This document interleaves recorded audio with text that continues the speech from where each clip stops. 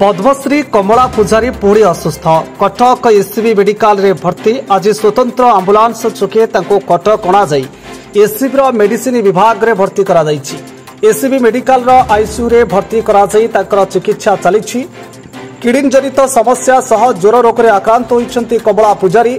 SCB medicine विभाग professor doctor Jayant पंडा नेतृत्व में एक 4 जणिया डाक्तरी टीम तांकर चिकित्सा करुछंती।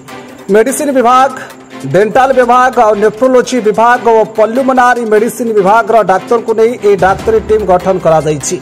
आगर 2 थर मध्य कमला पूजारी एससीबी मेडिकल आसी चिकित्सित हो जाइथिले।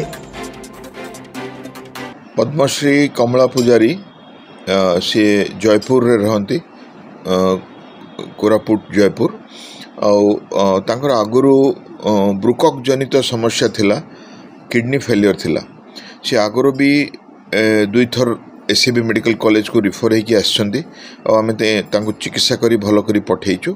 एबे किछि दिन हबो से खाई पारि नाहंती काहेकिना तांकर टी इन्फेक्शन रही, पार्टी भितर इन्फेक्शन रही, दांत बथा मध्य होउछि आमे जहा देखिलु।